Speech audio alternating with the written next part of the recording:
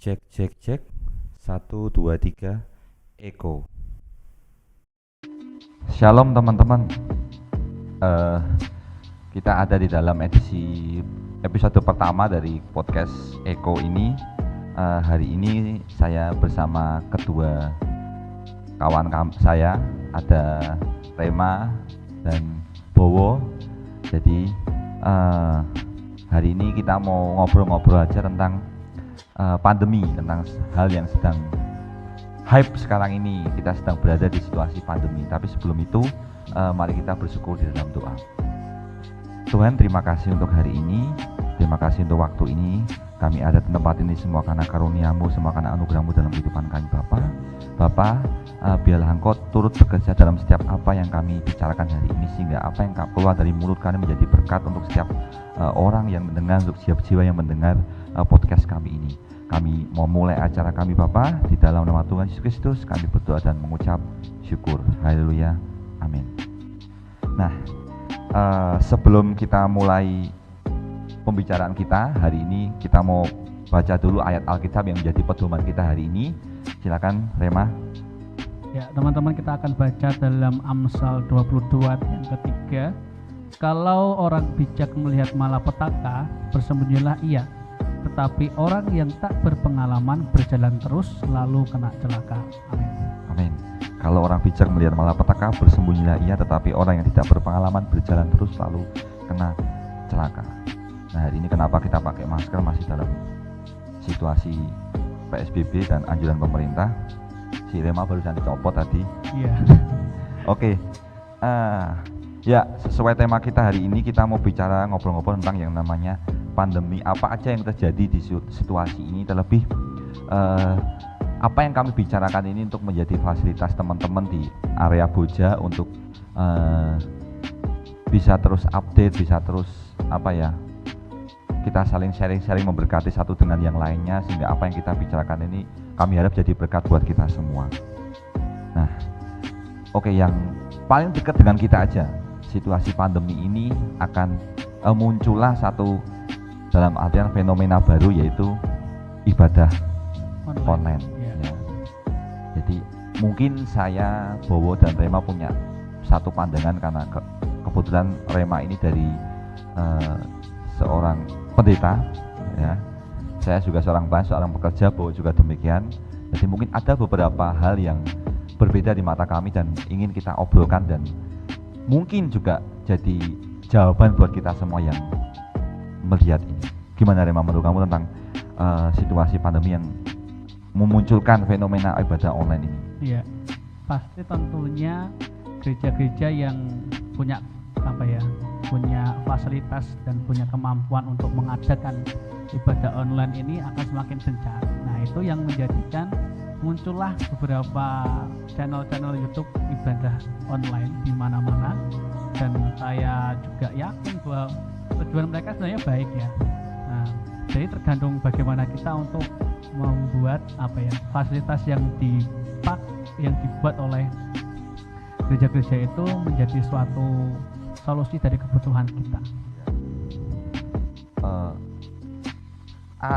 Apakah ada sudah keluar muncul masalah dari, mungkin kan Rema yang dari di bidang itu, di bidang pelayanan, lebih kamu seorang pendeta, apakah sudah ada problem di situ? Nanti kemudian Bowo juga mungkin ada problem mau disampaikan. Oke, kalau problem pasti ada, ya. Ini di luar teknis pembuatan, ya, tentang bagaimana jemaat itu menanggapi untuk ibadah online ini. Itu bisa dibilang tidak semua bisa mengikutinya, karena pertama tentunya beberapa jemaat yang belum terlalu mengerti teknologi yang sekarang, yang tinggal sendiri, juga orang-orang yang sudah dewasa, yang sepuh, yang tinggal sendiri, mungkin anak atau cucu yang tidak ada serumah, itu susah, dan itu membuat suatu hambatan bagi kami. Nah, di awal kami mikir adalah buat untuk ibadah online saja, tapi dengan perkembangan seperti itu kebutuhan jemaat tidak terpenuhi. Jadi kami juga buat rekaman suara khotbah yang kita share, dan juga khotbah dalam bentuk cetakan warta yang dibagi-bagikan. Kalau di tempat Bowo sendiri gimana dengan situasi seperti ini? Ya, tadi sudah dikatakan oleh Mas Rema tadi, kalau ada gereja yang mempunyai SDM yang bagus, peralatan yang bagus, pasti akan gencar-gencarnya melakukan ibadah online. Kebetulan di tempat gereja kami yang ada di desa ada satu keputusan nih sebenarnya sebelum pandemi ini mulai merebak, Mas. Kita tuh rapat gereja, kita mutusin bahwasanya kita ibadah di rumah-rumah masing-masing. Tetapi dengan panduan dari gembala sidang melalui warta, khotbah juga di-share di grup WhatsApp, dan itu juga ada dampak positifnya buat kita. Jadi setiap keluarga melakukan ibadah di rumah masing-masing, belajar untuk beribadah di rumah masing-masing. Kalau apakah dengan biasanya kita kan sudah mungkin dari lahir kita ibadah secara reguler, kita datang ke gedung gereja, kita melihat dengan mata sendiri bahwa ada worship leader, kita merasakan puji-pujian, dan sekarang harus kita berada dalam situasi yang sangat berbeda, dituntut untuk hanya duduk mungkin di depan HP, televisi, laptop, apapun itu untuk kita ibadah. Kusuk atau tidak, kita tidak bisa dalam artian itu tidak kelihatan, perasaan itu tidak akan muncul karena kita semua ada berada di rumah masing-masing kan. Saya pun ketika awal-awal pun merasa dalam sedikit aneh gitu loh. Saya duduk, kanan kiri saya tidak ada siapa-siapa, saya cuma menonton saja. Itu kan menuntut timbul perasaan bahwa saya bisa saja saya bisa nggak konsen, saya bisa aja nggak jadi kusuk gitu loh. Apakah ada mulai muncul mungkin komplain tiap jemaat atau ada komplain, bukan komplain kayak opini, ini ada kita bagaimana gitu. Kalau dari tempat saya tidak tempat saya juga beberapa teman juga tidak efektif sepenuhnya karena kalau pasti opini adalah entah nanti sinyalnya sedang tidak baik atau mungkin kuotanya juga menipis. Cuma ini menjadi kekhawatiran saya dan juga tentunya bagi hamba Tuhan lainnya, bahwa apakah jemaat itu benar-benar ibadah atau tidak. Itu kan menjadi suatu hal yang sangat-sangat membuat kami khawatir. Tidak bisa diukur dari jumlah viewer Betul. Dan kita juga tidak tahu yang nonton itu tidak ada list namanya. Nontonnya dari awal sampai akhir atau tidak. Kita nggak ngerti. Jadi kita bisa melihat jemaat, kami hamba Tuhan itu bisa melihat jemaat di mana jemaat yang sudah matang, yang bisa beribadah sendiri, atau jemaat yang istilahnya belum bisa beribadah sendiri secara mandiri. Kami tentunya tahu karena bertahun-tahun untuk melayani mereka, dari kekhawatiran buat setiap kami. Oleh karena itu kunjungan pun juga terbatas kan? Karena PSBB bisa, Itu kekhawatiran kami sebagai pandangan kami sebagai hamba Tuhan. Kalau tadi Rema yang sudah di dalam situasi online service, sedangkan Bowo mungkin ada yang masih dalam artian ibadah di rumah masing-masing dipimpin oleh kepala keluarga. Adakah sudah munculkah suatu opini atau komplain lah istilahnya, ini kok gimana sudah mulai kurang kangen lah dengan ibadah, rindu. Ada, Mas. Dari awal kita mulai dari pemerintah menekankan untuk ibadah di rumah, kerja di rumah. Waktu minggu pertama itu banyak yang WhatsApp saya, rasanya aneh, rasanya beda, sedih banget gitu. Cuma akhir-akhir kesini kita mulai belajar, dan beberapa minggu ini memang banyak sekali opening.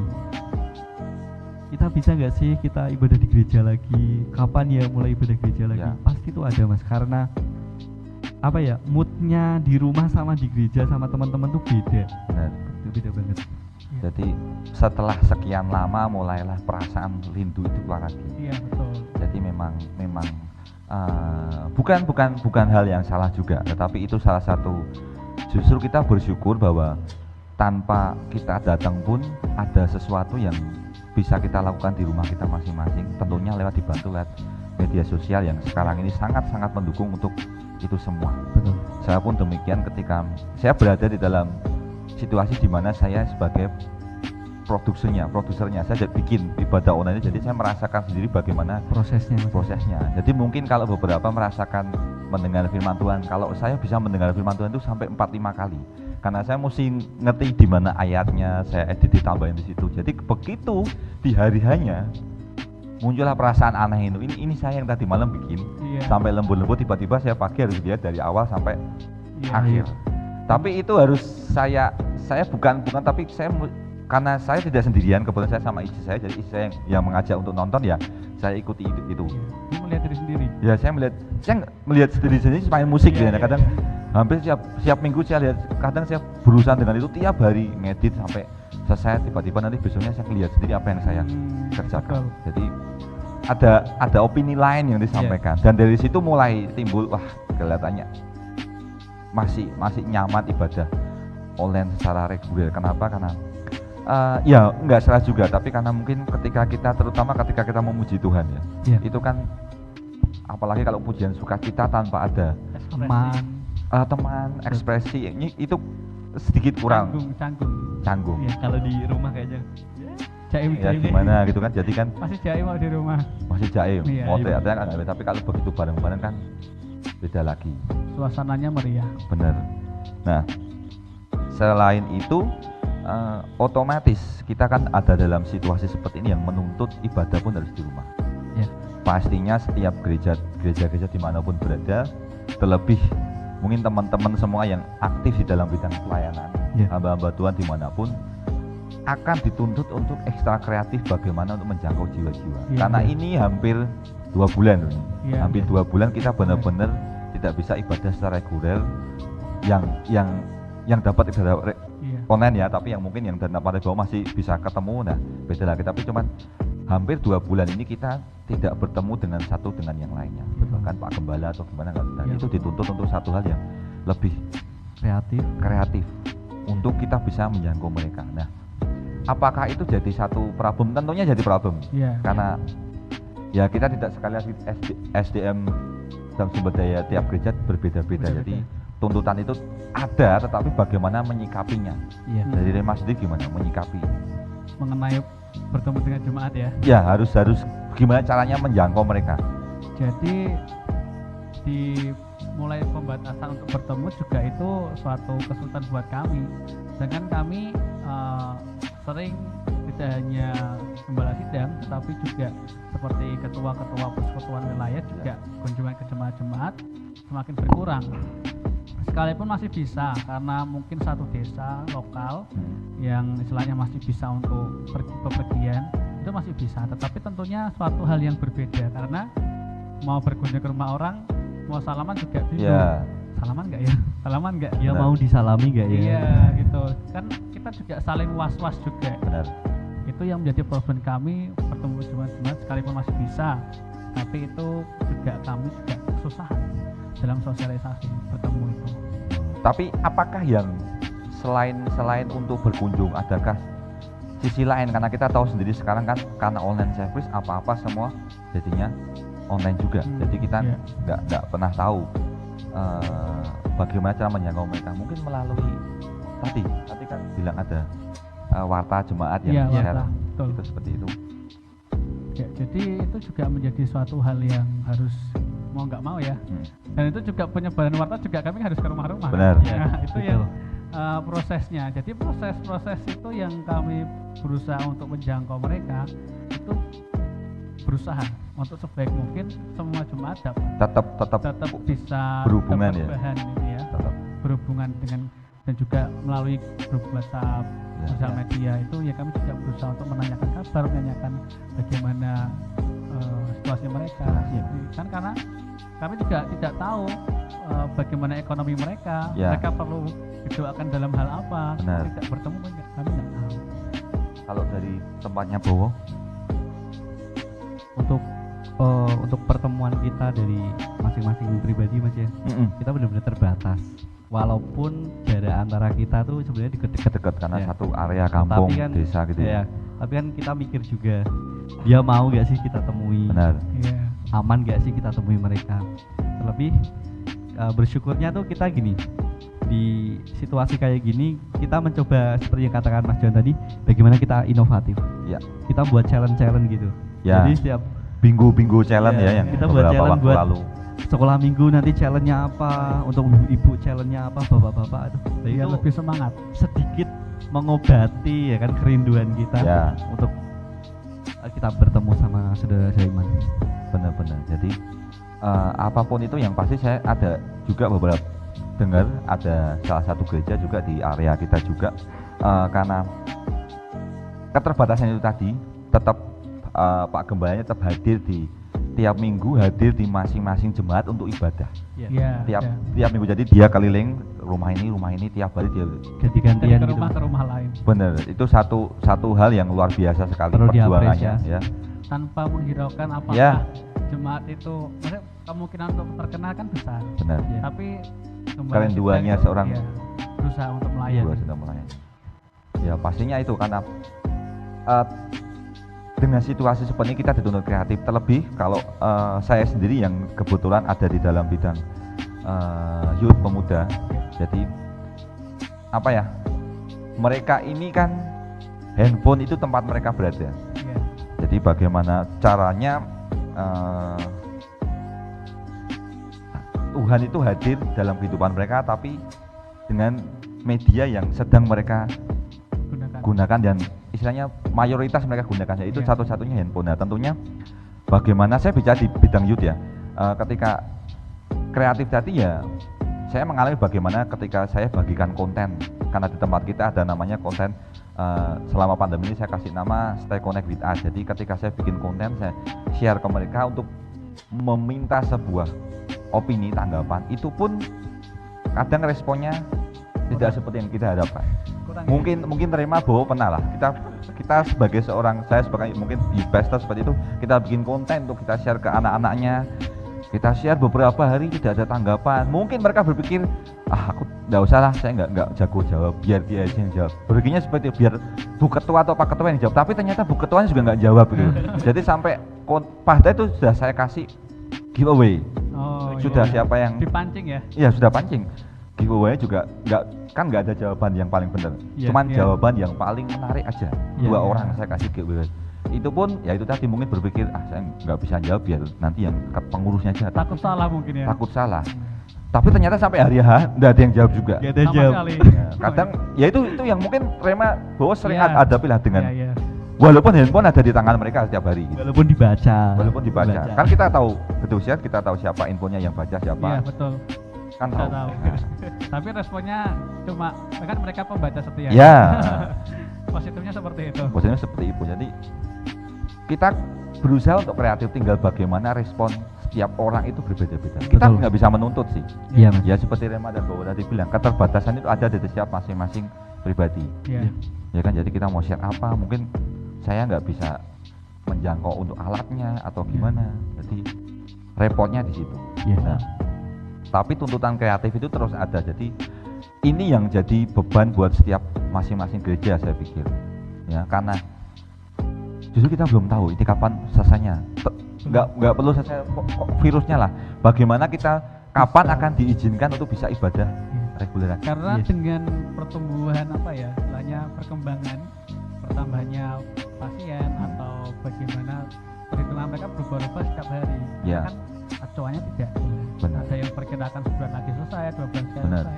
Mungkin akhir tahun juga ada yang memperkirakan. Benar. Cuma yang kita rindukan ya, sebisa mungkin secepat mungkin kita beribadah di gereja. Ya, amin. Ya, dan satu caranya supaya situ ya kita connect aja satu dengan lain ya. Bagaimana itu yang dituntut setiap gereja saat ini untuk bisa stay connect dengan setiap jemaatnya. Ya, betul. Begitu. Jadi ada banyak mungkin simple online service, tapi ternyata ketika kita ada di dalamnya ada banyak problem, ada banyak kendala yang tantangan yang dihadapi, ya kan? Tadi kita mesti kreatif dan ada banyak keterbatasan yang setiap jemaat punya untuk online service ini. Mungkin kalau yang maaf kata yang masih ada di desa-desa agak terbatas untuk mendapatkan koneksi, dan itu perlu seorang hamba Tuhan kerinduan hatinya untuk turun tangan seperti yang tadi saya sampaikan tadi.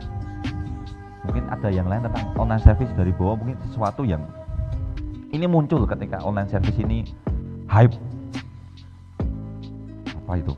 Bawa dulu mungkin saya. Waktu online service ini muncul ya pasti kita kembali lagi ke pembahasan tadi Mas. Rasa aneh itu pasti ada. Rasa aneh. kendala itu pasti kalau saya di desa sih kendala koneksi, sinyal. Tidak semua orang di tempat saya memegang handphone juga kan, banyak mayoritas bapak-bapak ibu-ibu yang sudah lanjut usia. Ya problematikanya di kita ya bagaimana kita bisa mensiasati gimana jemaat tetap mendapatkan kebenaran firman Tuhan, tetap mendengarkan firman Tuhan dengan cara yang berbeda. Ya. Jadi tetap esensinya tetap dapat dalam ibadah itu. Jadi hari ini kita benar-benar belajar esensi dari ibadah itu sendiri. Jadi apapun dimanapun kita berada, ketika kita memberikan hati kita datang menyembah Tuhan dimanapun tempatnya. Nah itu yang kita belajar hari-hari. Setiap kita semuanya belajar. Even itu seorang gembala sidang yang setiap hari mungkin khotbah dengan menatap mata langsung, kali ini hanya menatap sebuah kamera. Mendengarkan suaranya. Memimpin pujian juga sama. Untuk yang belum terbiasa dengan online service, yang mungkin seorang pembicara yang harus menghadap kamera itu butuh suatu perjuangan dalam dirinya untuk terbiasa membuat dia seolah-olah memang menghadap jemaat yang biasa dia temui. Benar. Itu kan sangat susah. Ya,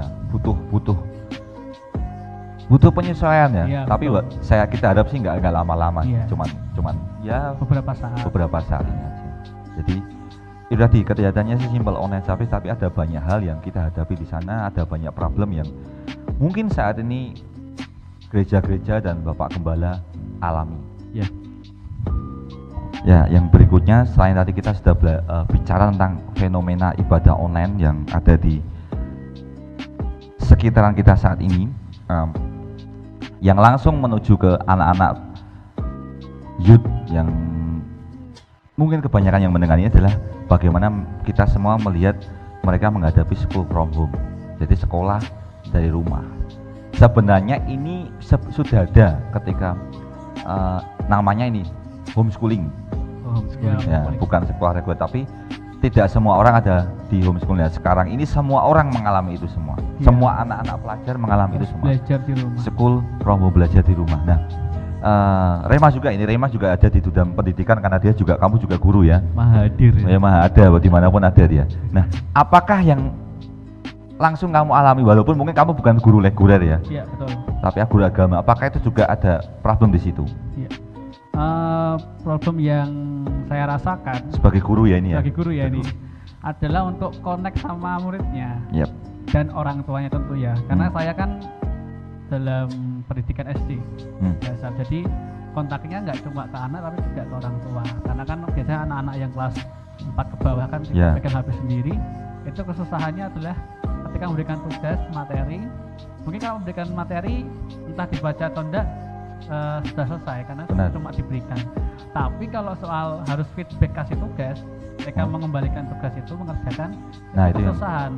Tidak semua orang tua yang bisa full mengajari anaknya. Benar. Karena mungkin kerja, sibuk juga.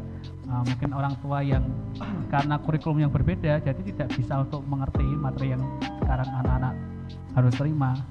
Dan juga anaknya juga bingung mau ngapain. Ya. Jadi sekali lagi masalah hubungan ya, connect-nya bagaimana itu yang masih jadi problem saat ini. Betul. Kalau Bowo sendiri mengalami, mungkin adiknya, mungkin temannya ada yang school from home yang hari ini mulai muncul komplain. Maksudnya komplain ya sampai hari komplain. Kalau soal komplain dari anak-anak, apalagi kita bicaranya anak yang masih SD mas ya. Banyak sekali komplain dari mereka. Contoh kalau kita komplain dari anak-anaknya sendiri, pasti pernyataan mereka yang dinyatakan pada orang tua saya dengar sendiri, mah kapan sekolah lagi? Itu satu mas. Dan di sisi orang tuanya pasti ada komplainnya, aduh aku balik kerja harus sih tetap ngajari anakku, ngajari anak, dan aku tidak terlalu paham sama pelajaran anakku. Enggak cuma pelajaran agama tadi ya, yang lain semua. Jadi menurut saya sekolah from home ini ya menuntut orang tua, keluarga, dan anak harus satu. Benar. Gitu. Jadi ternyata homeschooling itu tidak semudah yang dibayangkan orang tua ketika mesti belajar via online. Iya, betul. Jadi sekarang setiap orang tua, saya percaya setiap orang tua hari ini akan menghadapi situasi yang sama, di mana mengajari anaknya sendiri untuk belajar, di mana setiap pelajaran belum tentu orang tuanya juga itu paham, belum tentu tahu. Ya, saya lebih yakin kalau sebagian besar sih enggak paham, karena kan beda generasi, beda kurikulum, beda pembelajaran yang diberikan. Jadi dari sini mereka orang tua akan realize bahwa mungkin saat beberapa waktu lalu mereka ngomong, ini gurunya ngajarnya gimana sih, kok anak saya sampai nggak bisa. Iya. Anak saya nggak pinter-pinter pelajaran, tapi hari ini mereka melihat sendiri. Iya. Mungkin ya dalam artinya mungkin anaknya yang lebih susah diajar itu gimana, mereka merasakan sendiri. Jadi saya percaya ini yang fenomena ini muncul dan hal ini terjadi ketika anak-anak sekolah di rumah. Bahkan juga belum tahu juga masuknya kapan, dan beberapa minggu lalu kan kelulusan kan.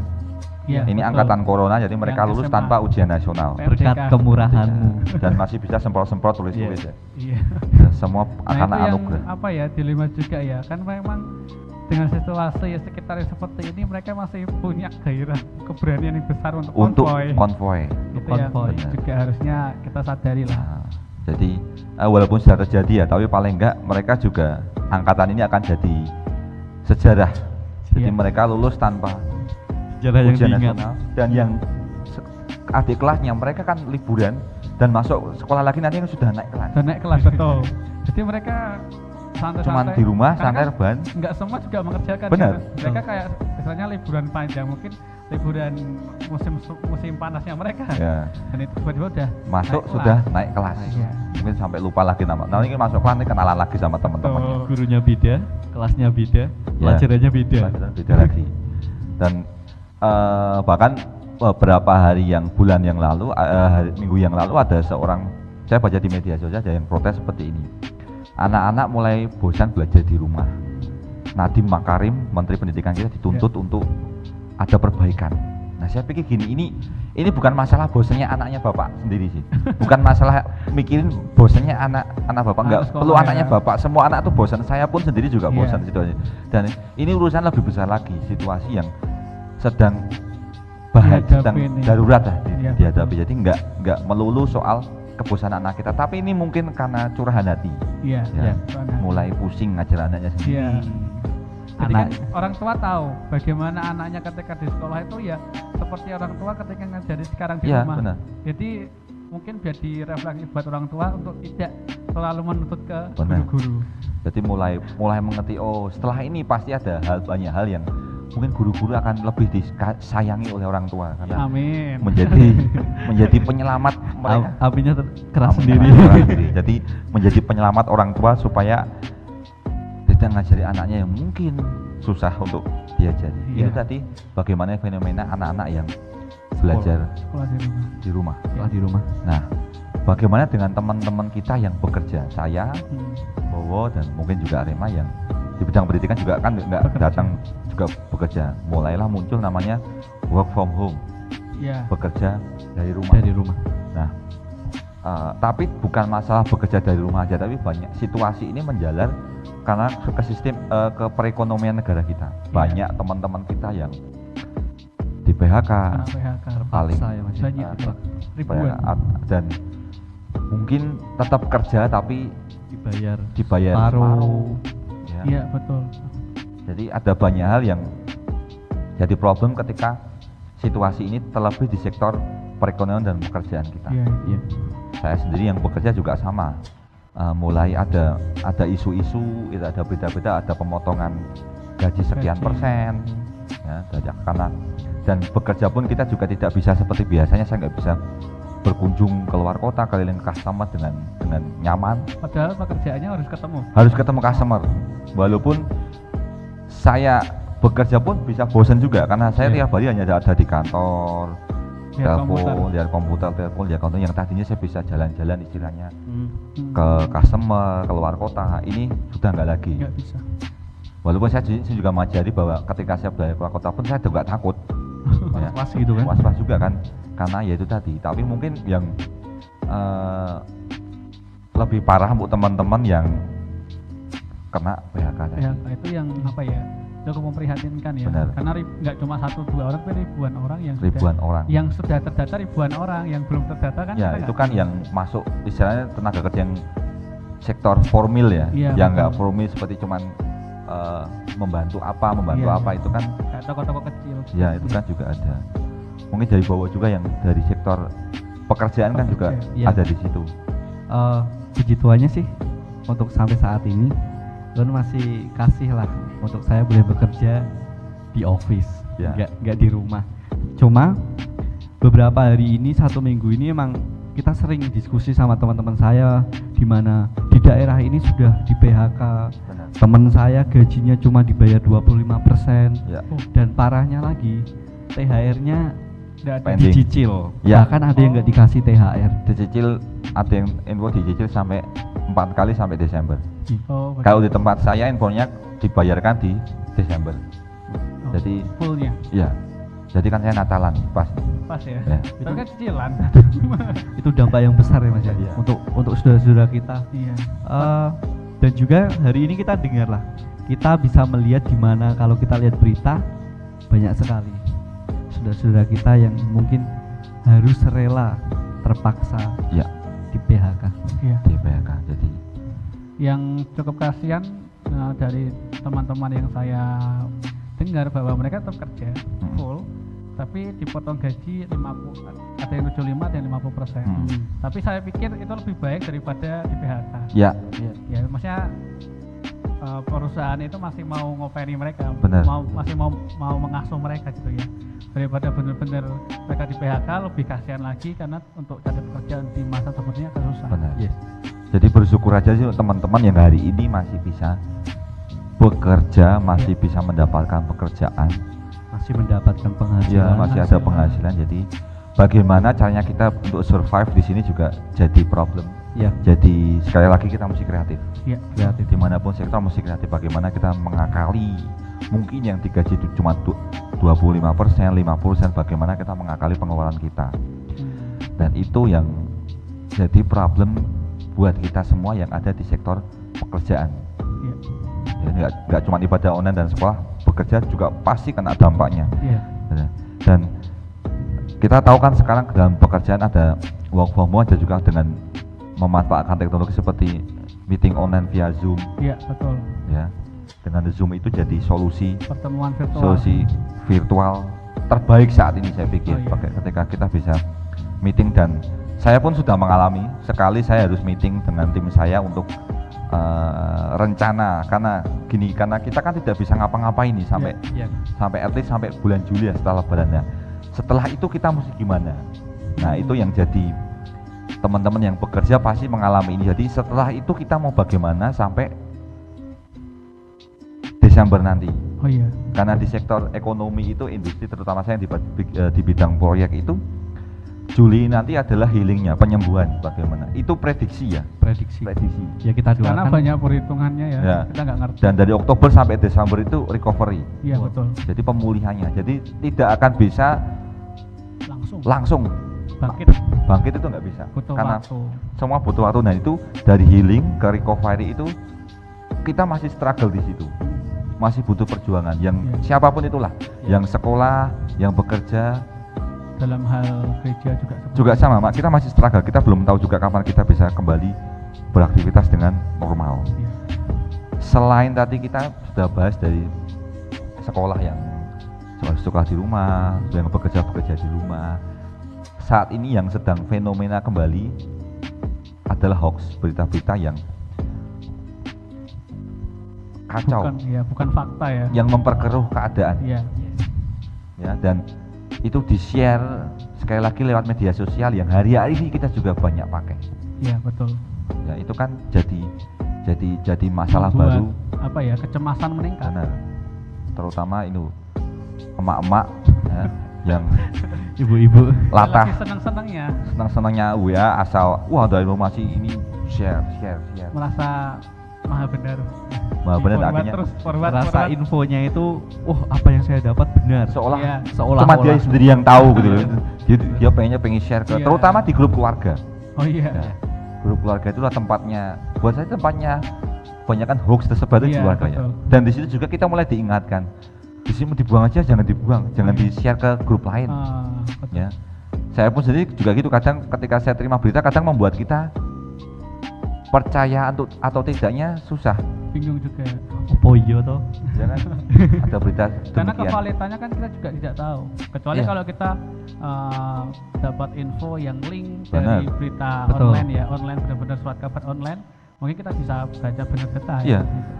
Jadi kita keberanian untuk men-share itu pun buat saya itu berkurang hari ini. Iya. Untuk informasi yang sensitif ya, seperti corona kayak gini. Itu saya sensitif. Tapi kalau kayak info kebaikan, nah itu saya nggak apa-apa. Renungan itu saya nggak apa-apa, walaupun nggak ditanggapi ya. Iya. Ya. Cuma dibaca. Ya. Cuma dibaca. Jadi hoax itu yang hari-hari ini kita alami.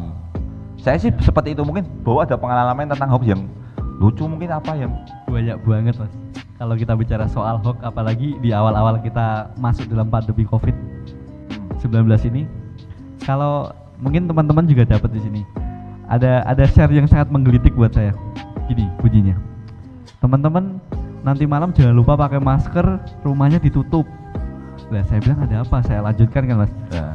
Nanti malam pesawatnya Malaysia akan menyemprotkan disinfektan dari angkasa gitu. Ya. Pakai helikopter gitu ya. Saya baca sambil ketawa-ketawa sih. Saya coba cari linknya. Oh, nggak ada linknya ternyata. Ya, tapi ngapain juga orang Malaysia nyemprotin ke Indonesia? Nah, iya, untuk itu. Indonesia. Kalau mau nyemprotin Indonesia tuh repot loh. Kita kan negara kepulauan. Nyemprotin cuman di sini aja lah, yang sana pulau satunya kan. Iya betul. Ya kan. Itu salah satu pengalaman yang menurut saya hoaxnya paling gokil buat saya. Membuat sendiri. Pesawat Malaysia mau nyemprotin disinfektan. Iya. Iya. Kalau Rema ada yang lucunya adalah dalam grup keluarga ya. Ya. Seorang bapak atau orang tua itu nge-share, anaknya tahu kalau ini hoax. Dibalas hoax, hapus pak. Bapaknya kekeh. Enggak, ini benar-benar ada infonya kan, jadi pertengkaran online di situ. Pertengkaran online walaupun satu keluarga ya. Ini lo sudah di-share, ini lo. Bacanya lo baca biasanya gitu. Ya, makanya itu jadi problemnya bapak-bapak yang menuntut kita, bapak-bapak dan mak-mak kita yang tugas kita untuk memfilter itu buat mereka. Iya. Jadi saat ini mereka lah yang paling gampang terkena terpapar terkontaminasi, terpapar hoax itu. Jadi perlu diluruskan oleh setiap kita, anak-anak muda yang saya pikir yang paling up to date saat ini yang bisa mengklarifikasi itu benar, tapi dengan menyampaikan juga tentunya kita sampaikan kepada orang tua. Tapi yang pasti jangan latah untuk share itu. Yang anak muda ternyata terutama ya jangan coba latah, karena sekali lagi UU ITE itu ketat sekali. Mending nggak usah, kalau yang sensitif skip aja, simpen aja. Kita tahan aja, kalau nggak ada kepentingan yang lebih nggak perlu di-share. Iya betul. Ya, walaupun tadi cuman sekedar hoax, tapi ujungnya repot juga kalau kita mesti masuk dalam bui. Ya. Dan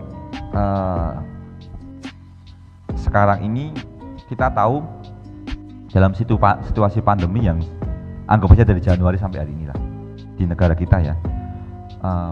Kita dengar sekarang ini ada ketika kita nanti mulai aktivitas baru, kita akan berhadapan dengan new normal, sesuatu yang budaya baru yang kita hadapi, yang dulunya tidak pernah kita hadapi.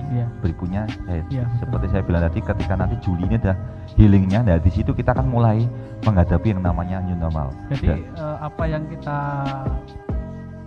adaptasi kita dengan pandemi ini akan menjadi new normal yang membuat kita nggak sadar kalau itu hal yang baru yang harus kita hadapi. Jadi seperti social distancing itu juga nanti hari ini kan kita selalu curiga. Saya bisa curiga. Saya bisa curiga sama siapa saja. Terakhir kemarin saya coba diundang salah satu teman rekan youth untuk ulang tahun. Saya pikir cuma saya aja untuk doa ya. Ternyata dia juga ngundang komunitasnya. Nah di situ kan saya nggak tahu nih mereka dari mana. Dan itu jadi pergi dari mana. Dan maaf kata, saya tiap kali salaman saya mesti semprotin hand sanitizer ke tangan saya. Dan itu harus new normalnya apa? Setiap orang yang melihat itu jangan sakit hati. Iya. Mungkin dulu ketika saya salaman sama Bowo nih, habis itu saya cuci tangan. Iya. Kamu sakit hati, oke, it's okay. Tapi saat ini itu akan jadi sesuatu yang biasa saja. Ya, biasa saja. Ya kan? Itu salah satu yang paling simpel new normal, kita ketemu mau salaman aja terus pikir-pikir. Ya, kadang mungkin kita pegang kayak gini aja kita pikir-pikir. Ya. Ada orang dulu pegang apa, pegang apa. Ya. Mungkin rumah makan yang ramai tuh, rumah makan pasti enaknya. Sekarang belum tentu loh. Takut. Rumah makan ramai malah ditinggal sekarang. Ya. Ya, wah ini terlalu nih. Termasuk online service. Akankah jadi new normal? Saya harap sih tidak. Ya. Tapi akankah di dalam karena social distancing tadi pastinya saya pikir nanti ya ketika kita masuk dalam gereja pasti ada jarak. Bayangkan ya 2 bulan tidak ke gereja, mak-mak kalau ketemu pasti kan cipika-cipiki. Apakah itu akan terjadi nanti di hari itu, pertama ketika kita yang sepuh-sepuh mungkin ya. masih ini ya. Tapi kalau yang kita yang mungkin dari muda-muda itu yang masih parubaya kayaknya udah mulai menghindar. Ya. Menghindari kontak fisik. Ya, makanya itu kita mungkin akan menyikapinya dengan oke, saya harus jaga jarak. Tapi kan kita nggak bisa membatasi mereka. Karena mungkin kangen ya kan. Mama, sudah lama. Sakit hati nanti kalau dihindari. Ya kalau dihindari sakit hati. Kadang kita batasi tapi teman kita kadang nggak bisa batasi. Langsung aja. Langsung aja. Apa kabar? Itu kan jadi new normal lagi. Work from home.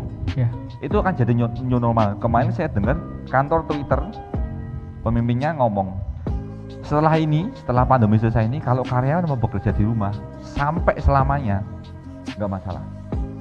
Karena menurut dia sama aja. Ya itu kan seperti teori evolusi, ketika manusia beradaptasi dengan satu hal, dia akan berkembang untuk mungkin menyempurnakan salah satu fungsinya untuk menghadapi bisa beradaptasi dengan yang baru. Termasuk work from home ini. Tadinya mungkin ini kan di luar negeri, di Amerika, Twitter pasti di Amerika. Mungkin karena budaya mereka bekerja di rumah juga bisa. Iya. Dan itu jadi pertimbangan buat CEO-nya untuk berpikir bahwa setelah ini bekerja di rumah pun nggak masalah karena sama aja. Sistemnya sama aja, dan pastilah hemat listrik. Betul. Tapi kan itu berbeda dengan negara kita. Kita bekerja di sini kadang untuk gibah, untuk kangen-kangenan, untuk ada banyak hal ya selain cuman kita bekerja aja. Iya, beda budaya soalnya. Beda budaya. Apakah itu jadi new normal lagi buat kita di sini?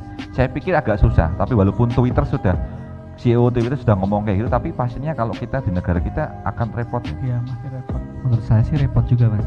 Karena kulturnya kita itu loh.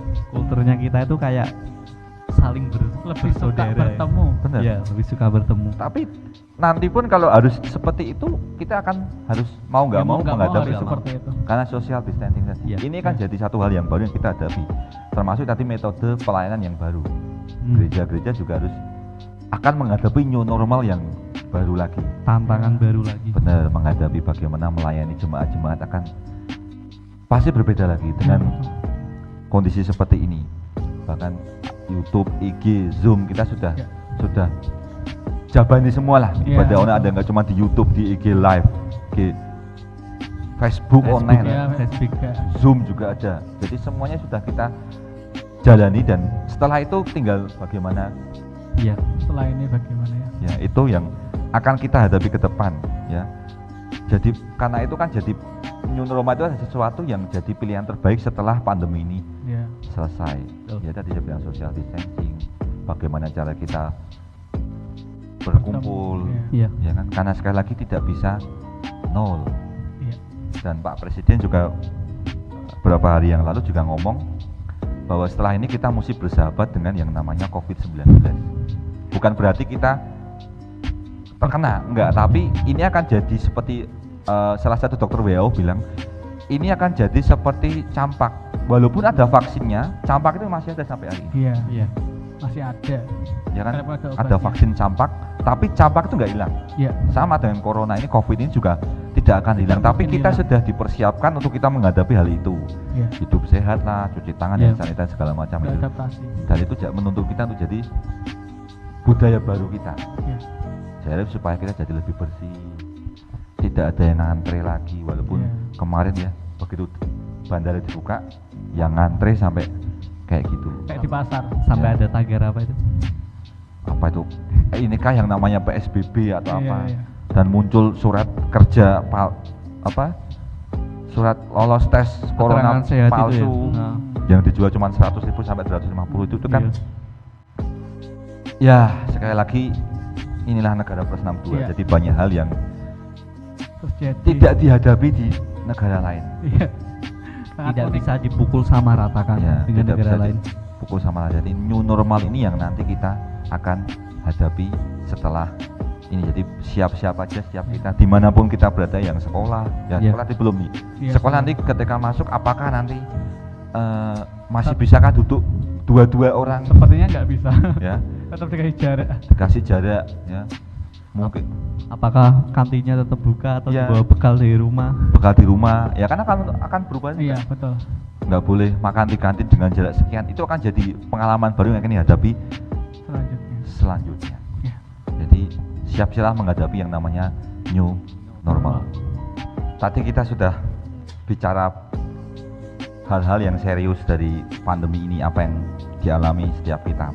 Dan kali ini kita mau masuk di sektor yang fun kita, bagaimana apa sih yang jadi fenomena di tengah pandemi ini. Kalau yang sampai hari ini yang saya dapatkan ya masalah tentang drakor ya. Iya, betul. Ya.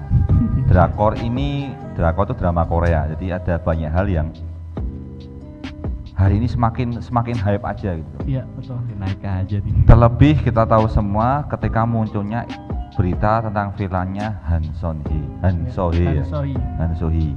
Itu jadi viral karena tanda kutip pelakor cantik katanya. Iya. Dan itu membuat semua orang, terlebih saya juga penasaran apa sih maksudnya. Saya mulai lihat, dan akhirnya sekarang istri saya juga mengikuti serialnya. Serial. Sekali lagi buat Rema ini yang Iya. Selain selain seorang seorang pendeta, juga seorang guru dan juga seorang penggemar drama Korea. Sekali lagi dia mahadir, ada di mana-mana. Ada di Apakah mana-mana. yang sekarang ini kamu dapatkan dari Oke. mengenai drakor ini?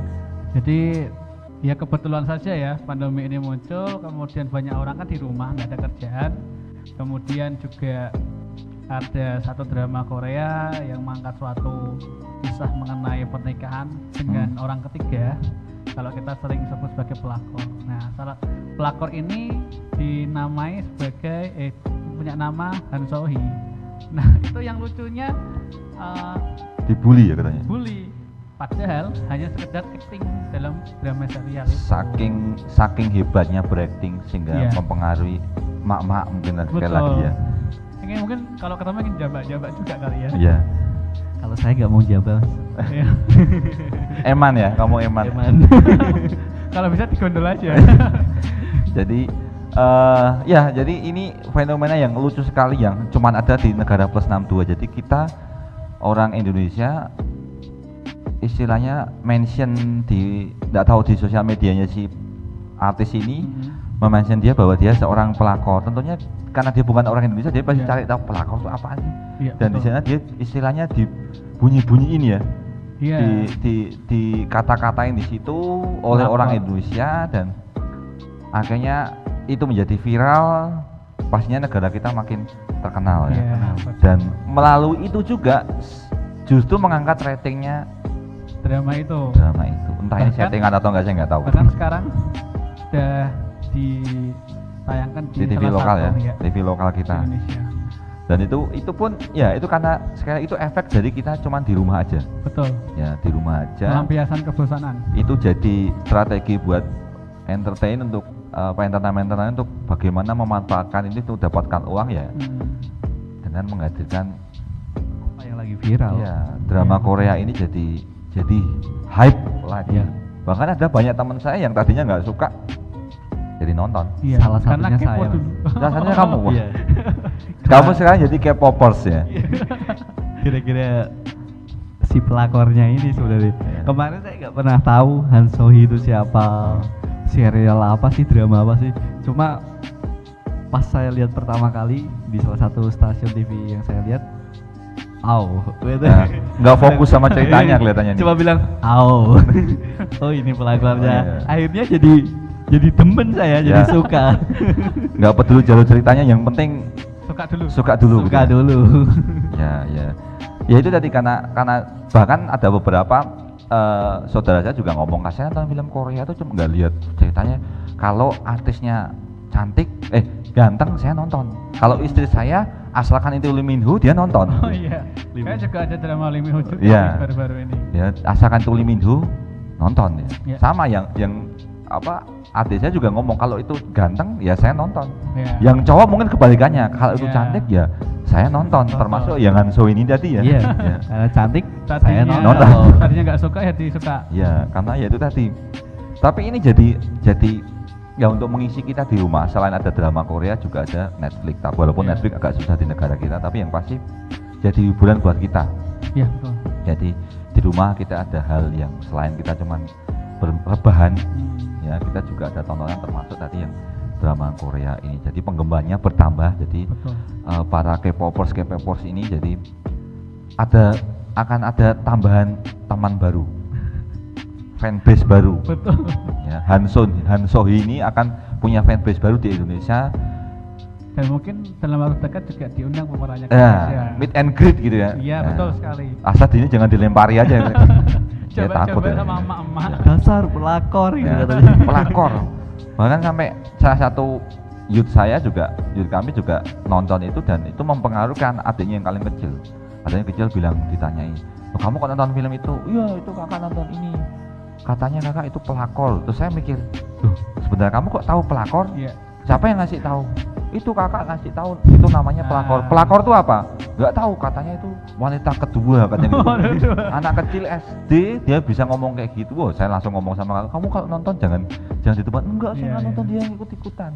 Ya itu tadi, jadi sesuatu yang baru yang dihadapi rekan-rekan kita Iya saat ini. betul. Drama Korea yang sedang hype. Dan selain itu juga butuh yang namanya aktivitas baru yang dibutuhkan setiap kita yang hari ini sudah mulai, tadi ada yang bilang mulai malas, Iya. Mulai bosan, Bosan. boring. bosan di rumah. Jadi mungkin hobi dia yang sudah lama tidak dilakukan dia lakukan untuk Ya. mengisi kesukaan atau menemukan hobi-hobi yang baru. Ya, Kebiasaan saya juga seperti punya itu. hobi baru sekarang ini, yaitu saya bikin konten. Ya, Saya juga punya hobi baru di Karena rumah. kali dia mau jadi Harvest Moon ya. Oh iya. Mau Nah, nanam teman-teman mau lihat saya tuh Setiap hari dia posting bunga-bunganya yang sangat yang cerah. tanamannya Iya. itu. saya kalau di rumah, kalau teman-teman mau pengen mencari hiburan baru, cobalah untuk menanam-nanam. Bercocok tanam ya. Bercocok tanam. Bercocok. Ini versi aslinya ya. Kita Kalau- kan menimbulkan kesukaan tersendiri. Waduh, Damai apa sejahtera itu? sendiri. Nah, kalau Rema lebih kencang drakornya ya. Enggak sih Enggak juga ya. Ya tergantung. Kalau saya kan lebih suka jalan ceritanya. Oh, Ya, gitu. tapi kalau sekarang hobi barunya yaitu buat konten. Buat konten. rohani. Ya. Lebih sering khotbah di depan kamera. Ya, saya juga mulai sering bikin konten. Sekali lagi saya share sama anak-anak untuk masukan opini. Termasuk kita kemarin juga kan, sebelum kita buat acaranya kita juga share ke teman-teman kita Iya. apa aja yang sesuatu yang kamu dapatkan ketika pandemi ini. Oh. Opini apa? Oh iya. Kalau dari saya dia ada 2 orang. Saya ambil 2 orang aja sih yang jawabannya cukup menarik, yaitu gara-gara corona ini jadi lebih sering ngobrol sama mama ya, karena di itu rumah. baik sih, positif Baik, ya. positif. Keren. Yang tadinya kan sekolah jalan-jalan, Iya. sekarang di rumah aja akhirnya ngobrol sama mama. Ada banyak hal baru yang didapat di sana ketika ngobrol sama mama. Interaksinya dari anak ke orang tua lebih Ya. banyak. Iya betul sekali. Terus yang kedua, senang bisa rebahan setiap hari, tapi lama-lama bosan. Sama saja. sama saja. Dari Rima mungkin ada input apa dari anak-anak Ya youth-nya? lebih ke ini ya, fenomena mereka kalau kuliah dan sekolah ya, terutama mereka yang kuliah harus online. Ya ada juga yang sekolah online, kuliah onlinenya bukan online tatap muka lewat aplikasi, tapi lewat interaksi di grup WhatsApp. Nah itu sangat susah buat mereka karena ya kita tahulah kita biasanya sosial dengan tatapan muka, apalagi kalau presentasi kan butuh tatap muka. Yeah. Tapi di situ dengan dipandu seorang dosen jadinya agak susah ya, harus ganti bagian di situ. Jadi proses belajar mengajarnya agak susah. Dan juga satu hal yang pepatah yang mereka selalu lakukan bahwa nilai mereka tergantung pada kemurahan gurunya, dosennya, dan juga kemurahan sinyalnya. Jadi kalau nggak ada dua hal ini, udah mereka pokoknya di IP mereka udah pasrah lah. Waduh. Ini tadi Rema ya infonya itu. Kalau dari bawah sendiri ada input masuk apa dari rekan-rekannya? Dari karena pandemi ini Mas ya. Ya. Ini saya dapat beberapa nih, cuma yang paling saya pengen baca ini dari teman saya, dari seorang pekerja Mas. Pekerjanya mungkin sama kayak Mas Juan, keliling daerah ketemu customer. Dia bilang sama gini, saat saya posting, teman-teman apa sih dampak dari pandemi ini buat kalian? Jawabannya, Mas, berdampak banget buat saya, katanya seperti itu. Panjang dikasih spasi sampai ke bawah. Masker saya laku terjual. Bisnis banget ya. Dia salah satu ya intinya pekerja dalam bidang itulah. Jadi ada satu bagian yang dirugikan, ada juga lain yang diuntungkan. Ya. Diuntungkan. Itu aja yang paling menarik. Dan yang kedua mungkin banyak yang dalam hatinya mungkin merasa bosan. Ya. Bosan banget karena harus sekolah di rumah, bekerja di rumah, dan segala sesuatunya harus dibatasi di rumah. Itu yang harus jadi pembelajaran buat kita sih. Jadi sekali lagi nanti akan kembali kita hadapi new normal tadi. Mungkin saya nggak berharap ini kita akan berlangsung lama, tapi paling nggak kita mesti bersiap untuk menghadapi sesuatu yang baru yang akan kita hadapi ke depan. Adaptasi itu penting tadi. Ya, jadi ini tadi banyak hal yang kita dapat dari situasi pandemi ini yang baik buruknya. Tapi apapun itu sebagai conclusion saya ada satu quote dari seseorang yang bernama Stephen Maggie. Dia bilang, some of television doctors may kill you if you let them. Jadi mungkin ada beberapa television dokternya, mungkin informasi dari televisi yang bisa membunuh kita ketika saat kita membiarkan itu terjadi. Jadi kita tahu dalam situasi pandemi kita di rumah aja, yang kita pantengin cuma satu, ya informasi juga dari televisi, YouTube segala macam. Nah itu semua bisa membunuh kita, membunuh dalam artian tidak hanya secara fisik tapi karakter kita juga. Betul. Apa yang merasuk ke dalam otak kita tiap hari itu juga bisa membunuh kita dalam artian pengertian kita, cara berpikir kita, pola hidup kita. Iya, jadi bagaimana Mbak kita tiap hari diinformasikan kalau kita lihat dipantengin itu jumlah yang meninggal. Itu kan kalau kita tidak punya jiwa yang kuat kan stres. Betul. Iya, tertekan. Kalau itu membiarkan terus ya lama-lama pelan-pelan kan membunuh kita. Iya. Dan sejahteranya mulai hilang. Iya, benar. Khawatir. Jadi sekali lagi apapun informasi yang masuk jangan biarkan itu mendistract kita, mengaruhi kita. Iya. Cari positifnya aja. Betul. Jadi bagaimana kita mengambil hal positifnya dari itu.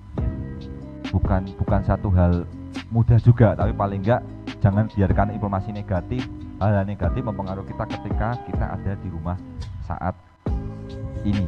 Iya. Ya tadi mungkin nonton Hansohi aja lah. Iya. Ya, kalau memang yang aman-aman bingung, asal jangan ditiru ceritanya ya. Iya.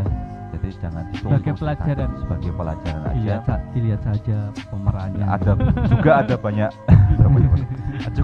informasi di media sosial yang kita bisa ambil baiknya. Ya, kalau saya stop posting sesuatu yang negatif. Saya pengen posting sesuatu yang baik aja lah, supaya setiap orang juga yang baca itu juga tentram gitu. Damai, menguatkan. Tidak melulu soal COVID. Ya. Nggak melulu soal ini tambah sekian, tambah menyalahkan pemerintah lah.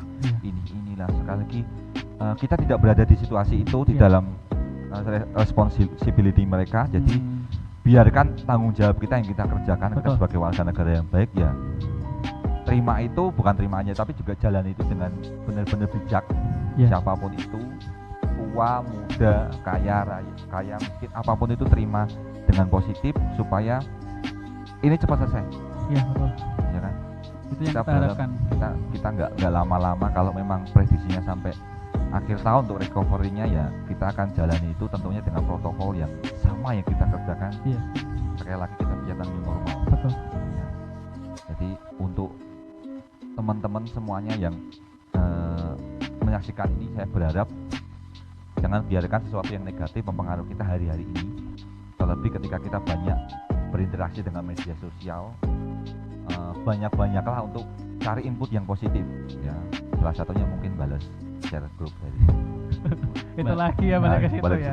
Balas share responnya. Nah, mungkin ada renungan, dibalas dengan apa? Jangan biarkan malah yang ditanggapi kayak walaupun hanya sekedar amin ya Mas ya. Amin atau itu sangat-sangat membuat feedback yang sangat membuat kita semangat walaupun lagi. Hanya emot tos. Oh iya, tos. Gini ya. Bahkan tujuannya cuma suruh jawab ya dan tidak. Iya. Itu juga kadang repot ya. Jadi isilah dengan hal yang positif, termasuk itu tadi, jangan hal negatif yang kita terima. Yang bekerja juga sama, jalan itu dengan bersyukur yang masih bekerja. Ya, betul. Yang sekolah, bersyukurlah masih bisa sekolah di rumah, kita masih bisa mendapatkan materi di rumah. Ada banyak-banyak teman kalian juga yang tidak bisa mendapatkan itu. Ya.